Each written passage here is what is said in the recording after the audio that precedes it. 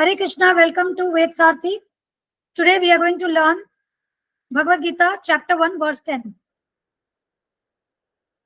Aparyaptam tadasmakam balam bhishmabhirakshitam paryaptam tva idametesham balam bhimabhirakshitam. Aparyaptam, immeasurable. Tat, that. Asmakam, of ours. Balam, strength. Bhishma, by grandfather Bhishma. Abhirakshitam, perfectly protected. Paryaptam, limited. Tu, but. Idam, all this. Etesham, of the Pandavas. Balam, strength. Bhim, by Bhim. Abhirakshitam, carefully protected. Translation: our strength is immeasurable and we are perfectly protected by grandfather Bhishma, whereas the strength of the Pandavas, carefully protected by Bhim, is limited. Now we'll try to understand this verse from Dua perspective, discover, understand and apply. So discovery here is Duryodhana is making an estimation of the strength of the both armies. And how do we understand this? First, the army commander of the Pandavas was Drishtadyumna, the son of Drupad. Still, Duryodhana is mentioning here the name of Bhim. Why this is so? Because, see, Bhishma is army commander in the Kaurava side. When Duryodhana is making an estimation, he should use the name of the army commander at the Pandava side. But he is not using the name of Drishtadyumna. He is using the name of Bhim.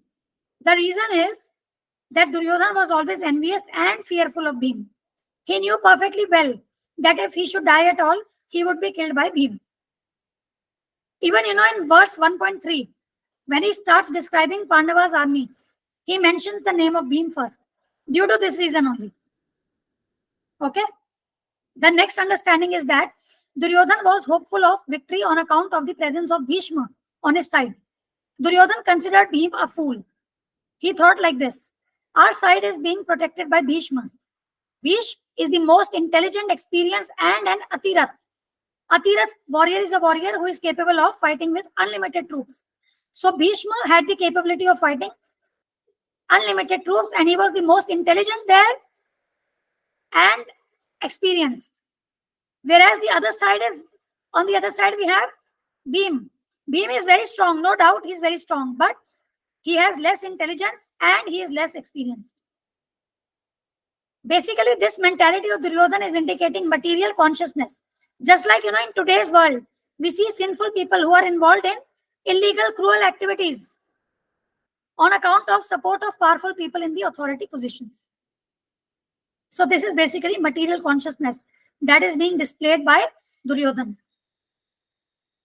Next understanding, Duryodhana was very proud of his military strength because he was able to gather a huge army, whereas Pandavas had gathered some soldiers from among their relatives. Duryodhana failed to understand that Krishna was present on the Pandava side. That was the biggest factor for Pandava's victory. Now, how do we relate this in today's scenario? This is the biggest mistake people do in the society today.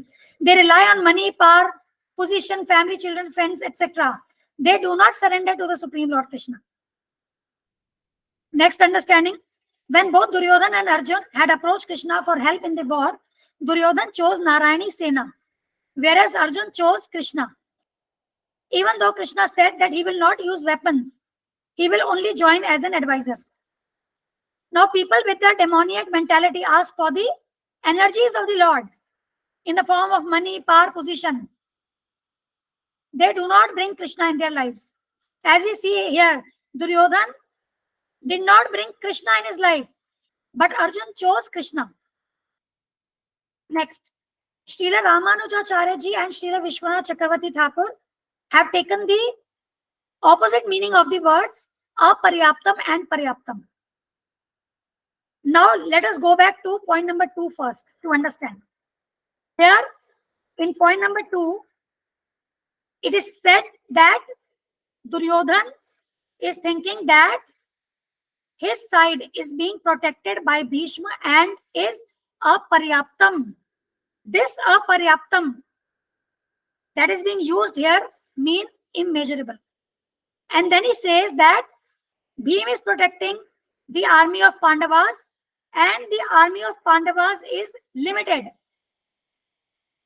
That is paryaptam. So as per this specific point number 2, we understand aparyaptam means immeasurable and paryaptam means limited.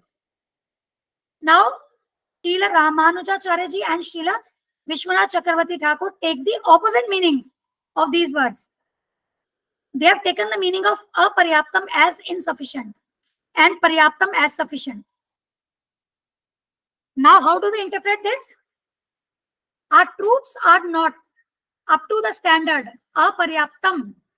We cannot fight against the Pandavas, even though our troops are protected by Bhishma, who has fine intelligence and experience in fighting. Bhishma has sympathy for both parties. The Pandavas are very well protected by Bhim. That is paryaptam abhirakshitam. Though Bhim has gross intelligence and is not thoroughly conversant with fighting. In other words, Pandavas are well equipped to fight with us. So this is another interpretation that we have shared. Okay, what is the application now? First, we should develop spiritual consciousness. Basically, this is Krishna consciousness by surrendering to a bona fide spiritual master for spiritual knowledge and application in life. We must not indulge in sinful activities. We should walk on the path of dharma. We must rely on the mercy of Krishna and Krishna's representative, the bona fide spiritual master. We should choose Krishna in our life and engage in understanding his instructions and following them in life. Next application, where there is Krishna, there is victory. We will be victorious in this life. That is, the purpose of this human life will be fulfilled only if we choose Krishna in our life. Next, whenever you visit temple or pray to your guru or elders, always pray that you are blessed with Krishna Bhakti. Do not seek material things. Seeking material things is demoniac. Next is, adharma can never win over dharma. We must always choose the path of dharma. That's all on this verse.